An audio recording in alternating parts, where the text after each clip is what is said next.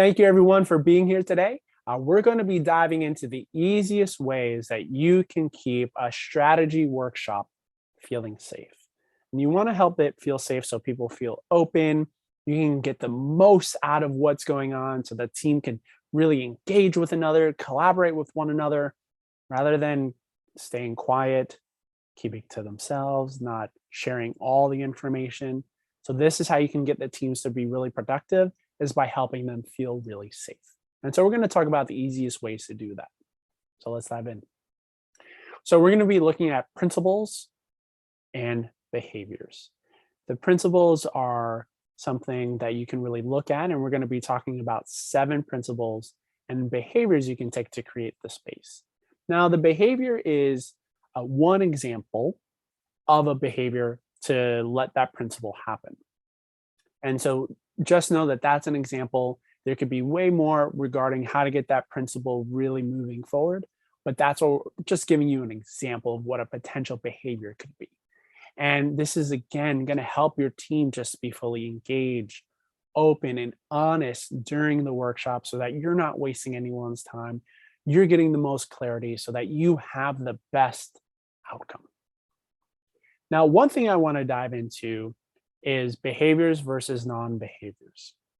This is something that is really important to get clear when looking at how to create safety during your strategy workshop.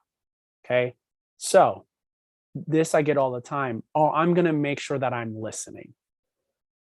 Listening is really helpful, but it's not a very clear behavior. I could be looking at you and nodding my head, but you don't know if I'm actually listening. I could be singing Yankee Doodle in my head. I don't know why that came up, but that's a very random song. So we don't know if someone's actually listening. So, okay, people say, I'm going to be a better listener, or hey, make sure we're all listening, but let's get clear. So what might be a behavior? Reflect back what someone said. That shows that you were actually listening. And when I say reflect, I don't mean parrot. Reflect is using different words to show that you understand what someone said. That is a very clear, specific behavior to help someone know that they're being listened to. Another example is respect. We all want respect. There's a wonderful song about it. But again, each person is going to have different things of what respect can possibly be. So let's get clear.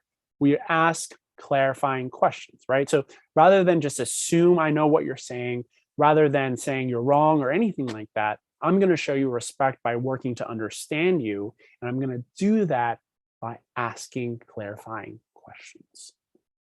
So this is really helpful when you're working at when you're working with in a strategy workshop to create that safety, that psychological safety, so you get the most out of the people there. Okay, so let's dive on in. So principle 1 for the safe workshop is curiosity before judgment. Trying to understand what's going on before we decide if something is good or bad or right or wrong. And we want to make sure that we get to show that we understand before we dismiss it or anything like that. So an example of a behavior, like I talked before, is ask clarifying questions before you disagree. This shows that you're being curious. This shows that you're not judging. Be mindful of the tone of voice you use, and we'll dive into that later. But this is a behavior that's very clear that you can do to show curiosity before you're judging someone. The second one is separate the person from the problem. So we want to focus on the content, not on the person. And so a lot of times people might feel attacked because you're trying to challenge the idea, but they might take it personally. So really do our best to separate what it is that we're talking about versus talking about the person. So behavior is using sticky notes for people's ideas, right? So if you're trying to brainstorm or you're trying to identify what the problem is, people could just write down on different sticky notes. Everyone puts them up. You don't know who is from what, but you have all the content, you have all the challenges up. So we can focus on that rather than getting stuck about, if the person's feeling attacked or judged or anything like that. So that's something that can help create a lot of safety. The third part here is clarity. This is a big one. A lot of times during strategy workshops, it could be a lot of talking and we don't know where we're going. We don't know what we're doing. So have clarity in the structure so that people can understand how they engage rather than worried about doing something wrong, stepping on someone's toes. When you have a clear structure in place, people know, okay, here's the thing that we're doing. Okay, I know exactly how to show up. So, for example, let's say you want to challenge an idea.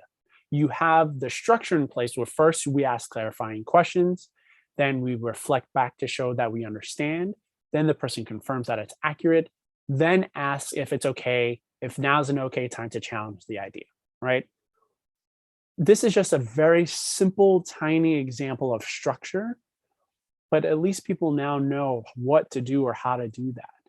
And so there's a lot of times where I work with organizations and there wasn't a clear structure of how do we make decisions. There wasn't a clear structure of how do we give feedback. So having that clarity of structure really helps people feel more comfortable, and it also really focuses on what we're focused on right now. Focus, focus, focus. Hocus pocus. All right, the next one here is sharing the intent. So help people understand why. Why are we doing this? Why are we focusing on this? Why are we going in that direction? And it helps people feel more comfortable because they understand the reasoning behind it rather than making stories in their own head of why someone might be doing something. Because it's very easy for us to make stories in our own head of why someone's doing something, why we're doing X, Y, or Z. So let people know so that they don't worry about that, so they don't make up their own stories, and we can focus, right? So example, explain why you are doing this exercise at this time. Hey, everyone, we're going to be focusing on the 2-year goal as part of our strategy workshop. The reason we're focusing on this is because we want to know where we're headed, what our North Star is. And the other reason we're doing this is it makes the rest of the strategy workshop a lot more focused. So that's why we're doing this right now, for example.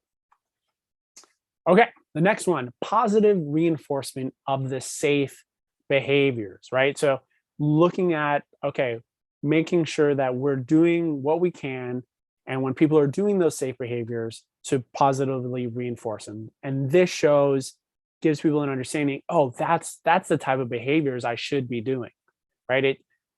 What often happens is negative reinforcement of negative behaviors, right?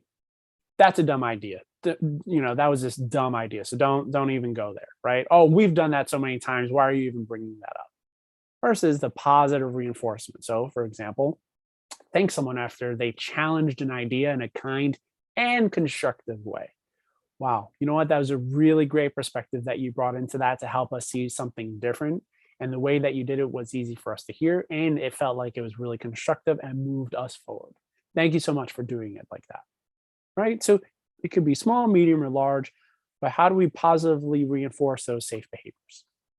All right, so now we're going to be diving into the next one here, and this is about making sure that everyone's voice is heard so that they feel that they're included in the process and they know that they can participate. They know that what they have to say is valuable, that they're worthy of being there, and so on and so forth. So really making sure everyone's voice is heard. So what does that actually look like?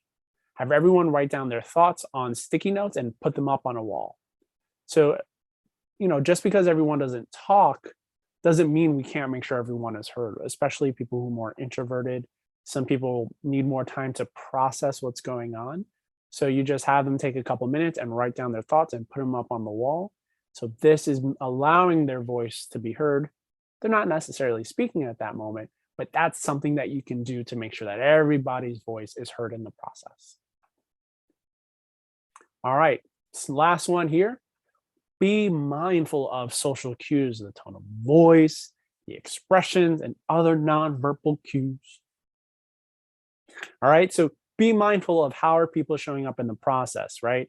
And it shows that, oh, we're being cognizant of where people are at and we want to support them where they're at. And so we're really showing that we're seeing people and trying to make sure that we're supporting them in those moments. So, for example, this is one that I use all the time.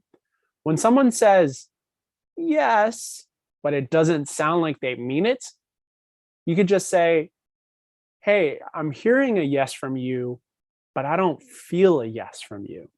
I use this all the time, and people just start opening up and being more honest about what's going on for them, right? So it's their tone of voice, their kind of facial expression that help me get a sense of, oh, that's not a full yes.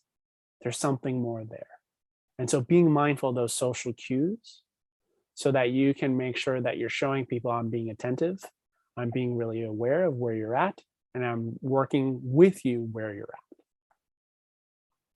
So those were the 7 principles and behavior or examples of behaviors that you can use for these strategy workshops and create safety.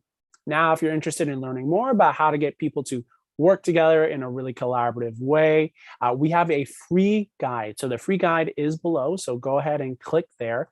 And it is how to get staff to open up in meetings. And so there's a lot of what we talked about in here, plus more about the different things that we can do to create a space where people open up and share with one another. And you can also visit our website at leadbyimpact.com. I hope this was helpful for you. Thank you so much for being here and have yourself a great day.